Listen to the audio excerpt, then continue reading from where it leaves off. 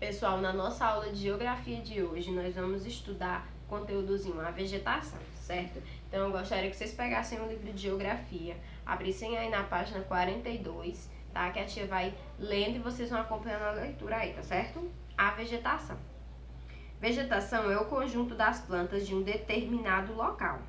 Só há vegetação nos locais em que existem condições para o desenvolvimento das plantas, ou seja, locais com a presença de luz, do calor do sol, de água, de um solo com nutrientes e ar. Muitas plantas nascem sem que precisem ser plantadas pelo ser humano, pois a ação do vento, da chuva, dos pássaros, das borboletas, das abelhas e de outros insetos faz com que as plantas nativas surjam nos mais diversos locais. Bom, então não é em todos os locais que as plantas elas vão nascer, certo? Aquele local ele precisa ser adequado. E muitas vezes as plantas elas nem precisam ser plantadas, certo? Tem uma açãozinha na natureza, certo? Que as sementes elas são levadas pelo vento, ou por pássaros, borboletas, enfim. Vários motivos que aquelas plantinhas elas se espalham naquele local, naquele solo bem fértil e ele fecunda, ok? A vegetação ela é muito importante para os seres vivos. Podem ser utilizados de diversas formas, seja no seu estado natural, seja industrializado, além de produzir o oxigênio necessário à vida, serve como alimento para outros seres. É ainda habitat natural para muitos animais.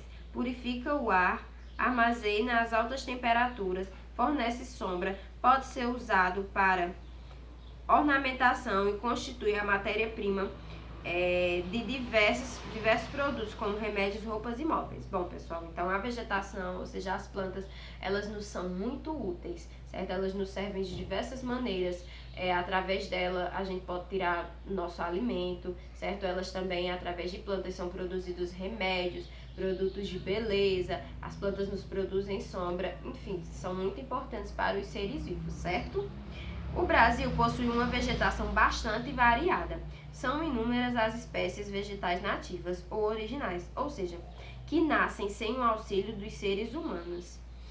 A floresta, pessoal, ela é o tipo de vegetação que apresenta árvores altas, grandes e próximas uma das outras.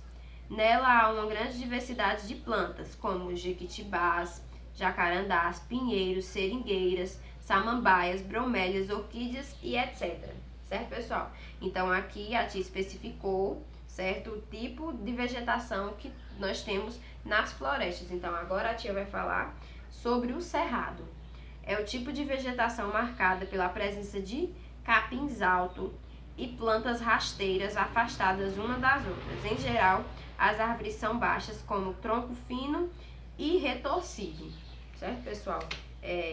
Então, como vocês viram aí, o cerrado, a vegetação do cerrado, ela tem a presença de capins altos e as plantas geralmente são afastadas, rasteiras e elas têm o tronco mais fino, certo? Então, agora a tia vai falar sobre a vegetação litorânea. A vegetação litorânea é a vegetação rasteira, no qual é comum a presença de coqueiros, certo, pessoal? Então, é aquela vegetação rasteira e o que é que a gente pode encontrar lá? Coqueiros, certo? Ela é cercada por água. Agora a tia vai falar sobre o mangue. O mangue ela é a vegetação que ocorre em terrenos onde as águas do mar e de rios se encontram, marcada pela presença de plantas que apresentam raízes aéreas. Então, lá no mangue é encontrado plantas que apresentam as raízes aéreas. Lembra que a tia falou até na aula de ciências sobre esse tipo de planta, não foi?